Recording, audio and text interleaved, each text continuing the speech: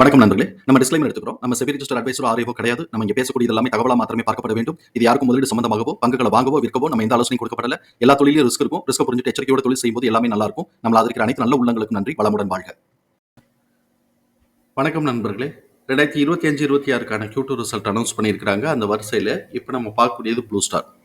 Subsequent குவார்ட்டருக்கும் சரி 2025-26க்கும் என்ன வாய்ப்பு இருக்குங்கிறதுக்கான ஒரு தேடுதல் முயற்சி. பொதுவாக நமக்கு வந்து பார்த்தோம்னா இப்போ கன்சியூமர் மார்க்கெட் வந்து ஒரு 2 வருஷம் 1.5 வருஷம் 2 வருஷமாக பார்த்தோம் அப்படின்னு சொன்னால் கொஞ்சம் கன்சியூமர் டியூரபிள்ஸ் மார்க்கெட் பார்த்தோம்னா 1.5-2 வருஷமாக அப்படியே வந்து ஸ்டாக்னேட் ஆகி கிடக்கு.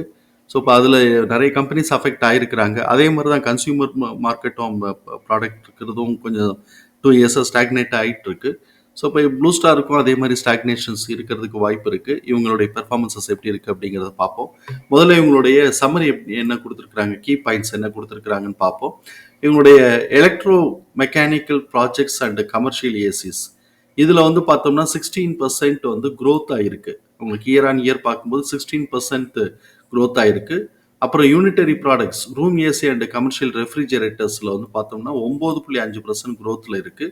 ப்ரொஃபஷனல் எலக்ட்ரிக்கல்ஸ் அண்ட் இண்டஸ்ட்ரியல் சிஸ்டத்தில் வரும்போது 20% வந்து டிக்ளைன் ஆகிருக்கு. எங்கள் இண்டஸ்ட்ரி அண்ட் ப்ரொஃபஷனல் எலக்ட்ரிக்கல்ஸில் 20% டிக்ளைன் ஆகிருக்கு. இன்வென்ட்ரி அண்ட் ஒர்க்கிங் கேபிட்டல் பொசிஷனில் பார்க்கும்போது 65 டேஸ்க்கு வந்து இருக்குது. இப்போ வந்து லெவல்ஸ் வந்து 65 டேஸ்க்கு வந்திருக்கு. இது ஆல்ரெடி நமக்கு வந்து higher than the preferred 45 days. 45 டேஸை காட்டிலும் இப்போ 65 டேஸ்க்கு இன்வென்ட்ரி லெவல் வந்திருக்கு. ஸ்டோரேஜ் நம்ம இன்வென்ட்ரி லெவல் கீப் அப் பண்ணுறோன்னா நமக்கு டிமாண்ட் ஜாஸ்தியாக இருக்குது. ப்ரொடக்ஷன் ஷெட்யூல் அஃபெக்ட் ஆகக்கூடாதுங்கிறதுக்காக கம்பெனி ஸ்டோர் பண்ணி வைக்கிறது ஒன்று இருக்குது. இது ஒரு பெர்ஸ்பெக்டிவ். கம்பெனி ஆல்ரெடி இதெல்லாம் ஆன்டிசிபேட் பண்ணி வாங்கி போட்டிருப்பாங்க.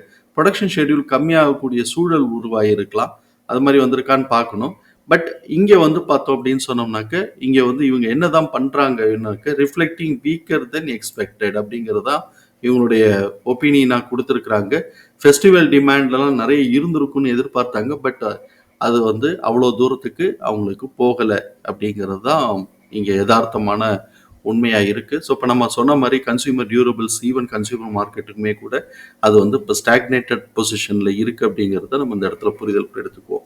ஸோ சப்சிக்வெண்ட்டாக இப்போ வந்து கிறிஸ்மஸ், நியூ இயர், பொங்கல் 3 வருது. இந்த ஆஃபரில் ஏதாவது சேஞ்சஸ் கிடைக்குதா அப்படிங்கிறத நம்ம பார்க்கலாம்.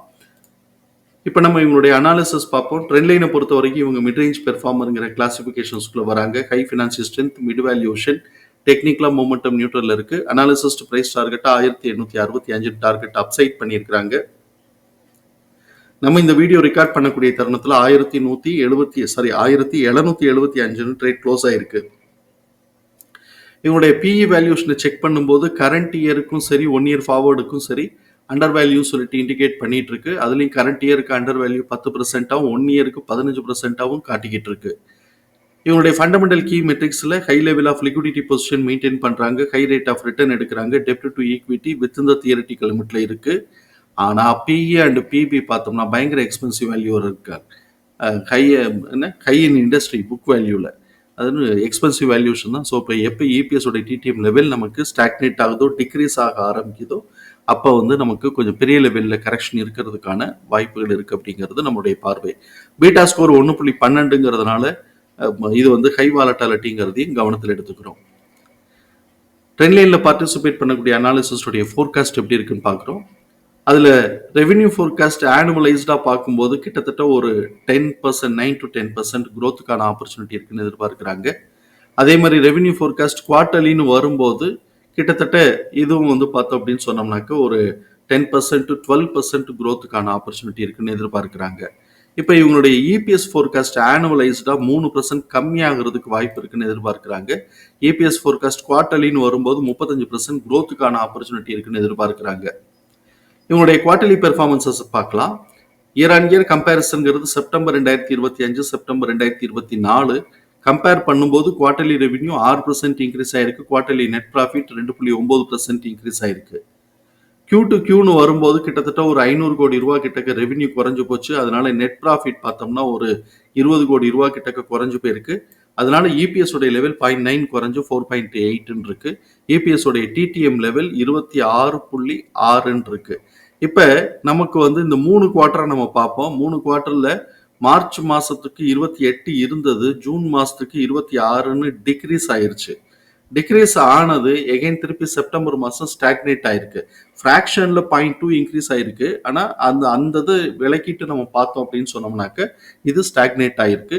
ஸோ எனிவே இப்போ அடுத்த குவார்ட்டருக்கு இவன் டேர்ன் அப் அப்சைட் மூவ்மெண்ட்டுக்கு அதாவது இன்க்ரிமெண்டல் ட்ரெண்டுக்கு டேர்ன் ஆகுறானான்னு பார்க்கணும். அப்படி இல்லைன்னா கரெக்ஷன் கொஞ்சம் லீட் எடுக்க வாய்ப்பு இருக்கு. இப்போவுமே கரெக்ஷன் என்ன ஸ்டாண்டர்டைஸ் ஆயிருக்கு, ஸ்டாண்டர்ட் ஆயிருக்கு. அதே சமயத்தில் எக்ஸ்பென்சிவ் வேல்யூவேஷன்ங்கிறதுனால நார்மலா எல்லாரும் திங்க் பண்ணக்கூடியது, எக்ஸ்பெக்ட் பண்ணக்கூடியது கரெக்ஷன் லீட் எடுக்க வாய்ப்பு இருக்கு அப்படிங்கிறது தான் நம்ம பார்ப்போம். அவங்களுடைய இபிஎஸ் உடைய அனாலிசிஸ், இபிஎஸ் உடைய டிடிஎம் அனாலிசிஸை நம்ம பண்ணும்போது இது இந்த குவார்ட்டருக்கு அடுத்த ஆக்சுவல் ரிசல்ட் வர்ற வரைக்கும் என்ன வாய்ப்பு இருக்குங்கிறத நம்ம எக்ஸல் ஷீட்ல நம்ம பார்ப்போம். இப்படிப்பட்ட இந்த சூழல்ல எம்எஃப் தன்னுடைய ஹோல்டிங்ல இருந்து இவங்க வந்து 1.27% இன்க்ரீஸ் பண்ணி வச்சிருக்கிறாங்க. இன்ஸ்டிடியூஷன்ஸ் 1.79% இன்க்ரீஸ் பண்ணி வச்சிருக்கிறாங்க. ஆனா எஃப்ஐஎஸ் வந்து 0.10 குறைச்சு வச்சிருக்கிறாங்க. எஃப்ஐஎஸ் வந்து இந்த 3 குவார்ட்டரா பார்த்தோம்னா குறைச்சிக்கிட்டே வந்திருக்கிறாங்க. அதே சமயத்துல அவங்க ப்ராஃபிட் புக் பண்ணது சோல்ட் அவுட்டும் ஆகுது, எக்ஸிட் ஆகுறதும் அதோட ரேட்டும் கம்மியாகிட்டே இருக்குங்கிறதையும் நம்ம பார்க்குறோம். ஸோ இவனோட இபிஎஸ் தகவல்களை நம்மளோட எக்ஸல் ஃபார்மேட்டில் நம்ம போட்டிருக்கிறோம். நம்ம இங்கே கவனிக்கக்கூடியது book value 132.9, fair price 282, current price 1774, fair price current ப்ரைஸோட ரேஷியோ 6.29 வருது. இது நம்மளை பொறுத்த வரைக்கும் எக்ஸ்பென்சிவ் வேல்யூஷன் தான். அதுலேயும் நம்மளுடைய தேர்ட் லெவல் ஆஃப் ரெசிஸ்டன்ஸையும் உடைச்சு இவன் மேலே நின்றுட்டு இருக்கிறான். இதுவே கரெக்ஷனில் இருக்கக்கூடிய ரேஞ்சுக்கு உண்டான ரேஷியோவை தான் இருக்கு. அப்போ அவன் இதுக்கு மேலே தான் போய்கிட்டு இருந்திருக்கிறான். ஸோ எனிவே வந்து இவங்கெல்லாம் வந்து நல்ல ஒரு லார்ஜ் கேப் கம்பெனி, ஒரு நல்ல இது இருக்கும். சரி, இப்போ நமக்கு வந்து நெக்ஸ்ட் குவார்ட்டருடைய ஆக்சுவல் ரிசல்ட் வர்ற வரைக்கும் இவங்களுடைய பிஹேவியர் எப்படி இருக்க வாய்ப்பு இருக்குன்னு நம்ம பார்ப்போம். இபிஎஸ் உடைய டிடிஎம் 26.6ன்னு வருது. கரண்ட் இபிஎஸ் உடைய டிடிஎம் அது ஆவரேஜ் பண்ணும்போது 6.65ன்னு வருது. இதுதான் நெக்ஸ்ட் குவார்ட்டருக்கான ஆவரேஜ் எஸ்டிமேட்டட் இபிஎஸ். எக்ஸிட் ஆக போகிறது 6.50. எஸ்டிமேஷன்ல 0.15 தான் கூட. அந்த 0.15ங்கிற ஃப்ராக்ஷனை நம்ம வந்து எடுத்துட்டு பார்த்தோம்னா ஸ்டாக்னேட் ஆகுது.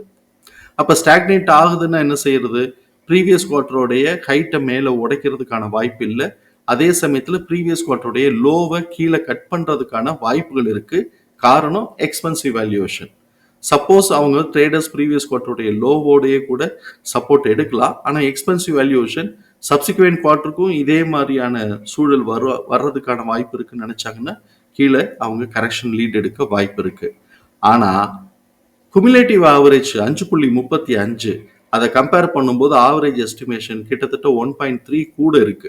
அதனால அவன் ஸ்லைட்டா ஒரு அப்சைட் மூவ்மெண்ட் கொடுத்துட்டு எகைன் திருப்பி கரெக்ஷனை வந்து ப்ரீவியஸ் குவார்ட்டருடைய லோ வரைக்கும் கரெக்ஷன் வர்றதுக்கான வாய்ப்பு இருக்குங்கிறது இந்த கம்பேரிசன்ல நமக்கு கிடைக்கக்கூடிய இன்ஃபரன்ஸ். ரியாலிட்டியில எப்படி வருதுங்கிறத நம்ம பார்ப்போம். எக்ஸ்பனன்ஷியல் ஃபார்முலால கிடைச்சிருக்கக்கூடிய ப்ரைஸ் ரேஞ்சஸை நம்ம சார்ட்ல மார்க் பண்ணியிருக்கிறோம். சார்ட்ல நம்ம எடுத்திருக்கிறது R3ல இருந்து R5 வரைக்கும் எடுத்திருக்கிறோம். R5 எக்ஸ்டென்ஷன் நான் இன்னொன்று போடுறேன். ஸோ இப்போ R5 எக்ஸ்டென்ஷன் வரைக்கும் எடுத்துருக்கணும். சப்போஸ் இவங்க ட்ரேடர்ஸ் மேலே எடுத்துட்டு போனாங்கன்னா என்ன பண்றது அப்படிங்கிறதுக்காக அந்த எக்ஸ்டென்ஷனையும் மார்க் பண்ணி வச்சிருக்கிறேன். R3 1095, R4 1445, R4 R5யோட மிட் பாயிண்ட் 1646, R5 1864, R5யோட எக்ஸ்டென்ஷன் நீல்ச்சிங்கிறது 2142ல இருந்து 2245 வரைக்கும் இருக்கு. அவ்வளோ தூரத்துக்கு போகிறதுக்கான வாய்ப்பு இந்த குவார்ட்டருக்கு இல்லை. ஒருவேளை அடுத்த குவார்ட்டரில் அவங்க ஒரு சூப்பர் பெர்ஃபார்மன்சஸ் பண்ணி அட்ஜஸ்ட் ஆச்சுன்னா மேலே எடுத்துகிட்டு போகிறாங்களாங்கிறத நம்ம கவனத்தில் எடுத்துக்கணும். காரணம் எக்ஸ்பென்சிவ் வேல்யூவேஷன். போகிறாங்களான்னு பார்க்கணும். எக்ஸ்பென்சிவ் வேல்யூவேஷனுங்கிறதுனால நம்ம நிறைய யோசிக்கிறோம். ஸோ இப்போ இங்கே என்ன பண்ணியிருக்கிறாங்கன்னு பார்த்தோம்னா ப்ரீவியஸ் குவார்ட்டருடைய ஹைட் வரைக்கும் போயிட்டு அதை உடைக்க மாட்டாமல் அப்படியே ஃபர்ஸ்ட் அப்சைட் மூவ்மெண்ட் கொடுத்துட்டு ப்ரீவியஸ் குவார்ட்டருடைய ஹைட் வரைக்கும் போயிட்டு அப்படியே கரெக்ஷன் எடுத்துட்டு இருக்கிறான். பார்ப்போம் ப்ரீவியஸ் குவார்ட்டருடைய லோவை கீழே கட் பண்ணுறானா இல்லையான்னு பார்ப்போம். ஏன்னா கட் பண்ணான்னா எக்ஸ்பென்சிவ் வேல்யூவேஷன் இபிஎஸ் உடைய டிடிஎம் லெவல் ஸ்டாக்னேட் ஆகுது அப்படிங்கிறதுக்கான ஒரு வந்து ரெஸ்பான்ஸ், அந்த சூழலுக்கான ரெஸ்பான்ஸாக இருக்கும். இல்லை இவங்க அப்படியே அதையே மெயின்டைன் பண்ணிட்டு இருக்கிறாங்கன்னா அடுத்த குவார்ட்டருக்கு இன்னும் கொஞ்சம் ஏதோ எதிர்பார்த்துட்டு இருக்கிறாங்களோ அப்படின்னு சொல்லிட்டு நம்ம பார்க்கலாம். ஸோ இப்போ இவன் வந்து மிட் பாயிண்ட் வந்து ப்ரீவியஸ் குவார்ட்டருடைய லோ கரெக்டாக ஆல்மோஸ்ட் கரெக்டாக இருக்குது. அதை கீழே கட் பண்ணினாங்க அப்படின்னு சொன்னால் R4ல ஒரு ஸ்ட்ராங் சப்போர்ட்டுக்கான வாய்ப்பு இருக்குங்கிறது நம்மளுடைய பார்வை. தகவல் பயனுள்ளதா இருக்கும் நம்புறோம். தகவல் பயனுள்ளதா இருந்ததுன்னா சங்கருக்கு ரொம்ப சந்தோஷம். நம்மள ஆதரிக்கிற அனைத்து நல்ல உள்ளங்களுக்கும் நன்றி. வளமுடன் வாழ்க. நன்றி நண்பர்களே.